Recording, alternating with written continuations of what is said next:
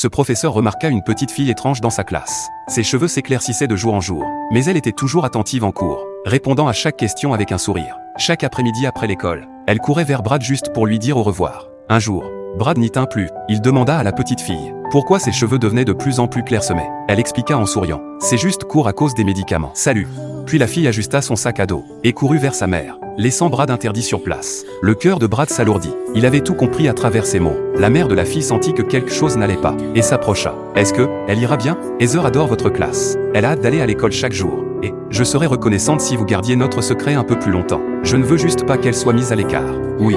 Brad retint ses larmes et leur fit un signe d'au revoir avec un sourire. À partir de ce jour, Brad accorda encore plus d'attention à la petite fille. Même s'il ne pouvait changer son destin, il pouvait rendre son monde un peu plus chaleureux. Une fois, la fille confia à Brad que la seule chose qui la rendait triste était de voir sa mère s'enfermer derrière une porte pour pleurer seule. À cet instant, le cœur de Brad se serra. Une enfant si jeune savait déjà réconforter les autres. Brad ne pouvait pas faire grand-chose, à part écouter, comprendre et essayer de lui apporter un peu de bonheur. Puis un jour, la petite fille ne vint pas en classe. Brad sentit que quelque chose avait dû arriver. Il rassembla alors toute la classe pour lui fabriquer un cadeau, un petit souvenir portant tout leur amour et leur affection. Des semaines plus tard, la nouvelle que Brad redoutait arriva enfin. À ses funérailles, tout le monde entra dans l'église sauf Brad. Il resta dehors, de peur que ces tics sonores ne perturbent le recueillement silencieux. Brad souffrait du syndrome de Gilles de la Tourette et ne pouvait contrôler ses émissions vocales involontaires. Lorsqu'il était submergé par l'émotion, la mère de la fille s'approcha de l'entrée de l'église, voulant que Brad entre pour lui dire un dernier au revoir. Brad voulut refuser. Je pense que je serais trop perturbant. Mais elle insista. Vous avez fait une telle différence dans la vie de Heather. Vous étiez son professeur préféré. Puis la mère prit le bras de Brad et le conduisit à l'intérieur. Brad lutta tout du long pour retenir ses larmes et contenir ses sons. Mais personne ne le jugea, pas une seule personne. C'était la deuxième fois de la vie de Brad qu'il se sentait vraiment compris. Brad vivait avec le syndrome de la Tourette depuis l'enfance. Mais son père ne comprenait pas. Il pensait que Brad faisait exprès d'attirer l'attention. Allez, t'as encore faim? Tu sais ce qui serait bien. Un jour, que tu arrêtes de faire ton numéro. Finalement, ses parents divorcèrent. Son père lui rendait visite une fois par mois. Et chaque fois qu'il s'apprêtait à partir, Brad voulait le retenir, souhaitant que son père le serre dans ses bras ne serait-ce qu'une fois, comme il le faisait avec son petit frère. La mère de Brad n'abandonna jamais. Elle l'emmena chez tous les médecins possibles. Ceux-ci prétendaient que son état était dû au divorce. Mais elle ne les croyait pas. Elle se rendit elle-même à la bibliothèque, empruntant des piles de livres médicaux. Après d'innombrables nuits, elle trouva enfin la réponse. Le syndrome de Gilles de la Tourette.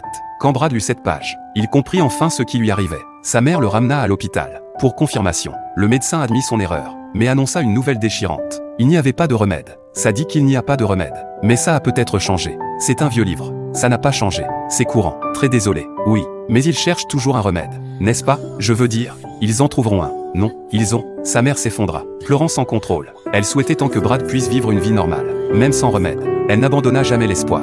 Elle emmena Brad dans un groupe de soutien, espérant y trouver de la force. Les personnes présentes avaient toutes sortes de symptômes étranges. Certains tiquaient, d'autres secouaient la tête, d'autres encore avaient des sursauts involontaires. Sa mère pensait que Brad pourrait y puiser du courage. Mais en réalité, le groupe n'était pas centré sur l'entraide. Il ne faisait que se plaindre de l'injustice de la société envers eux. Une autre mère présente avait même retiré son enfant de l'école, en CE2. Après avoir observé un moment, la mère de Brad l'emmena immédiatement. Elle lui dit « Ne deviens jamais quelqu'un qui accuse le monde. Plus ta chance est mauvaise, plus tu dois te battre contre l'adversité. » Le syndrome de la Tourette rendait l'école extrêmement difficile pour Brad.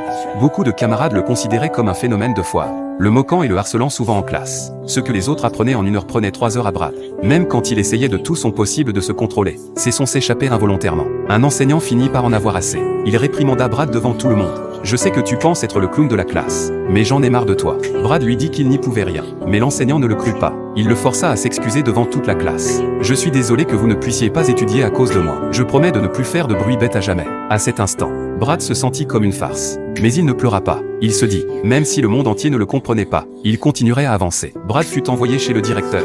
Et là, il rencontra l'homme qui allait changer sa vie, le principal. Le principal le regarda sévèrement et demanda « Quel est le but de l'école ?»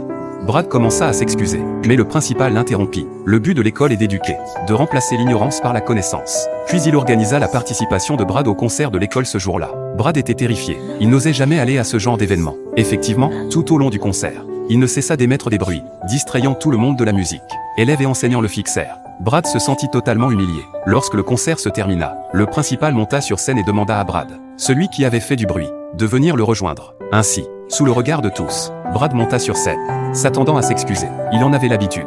Une fois sur place, le principal commença à l'interroger. « Aimes-tu faire du bruit et déranger les gens ?» Brad expliqua qu'il avait le syndrome de la Tourette. « C'est un truc dans mon cerveau qui me fait faire des bruits impolis. » Le principal demanda s'il pouvait le contrôler. « C'est une maladie. Je n'aime pas faire du bruit. » « Alors tu aimes les entendre ? C'est encore pire quand je suis stressé. Quand vous n'acceptez pas que je ne puisse pas les arrêter. » Finalement, le principal posa une dernière question. « Que pouvons-nous faire pour t'aider ? » « Brad, je veux juste être traité comme tout le monde. » Tout le monde regarde autour, en pensant que je deviens fou. Bien joué. Puis il laissa simplement Brad retourner à sa place. Alors que Brad quittait la scène, toute l'école applaudit spontanément, que ce soit par réconfort ou encouragement. Il ne savait pas, mais pour la première fois de sa vie, Brad se sentit compris. Il regarda avec gratitude le principal, qui souriait. En quelques mots sans sermon, sans ordre, cet homme avait aidé à guérir le cœur d'un enfant, et ouvert la porte d'un nouveau monde. Voilà le pouvoir de l'éducation. Et à partir de ce jour, Brad prit une décision. Il deviendrait enseignant.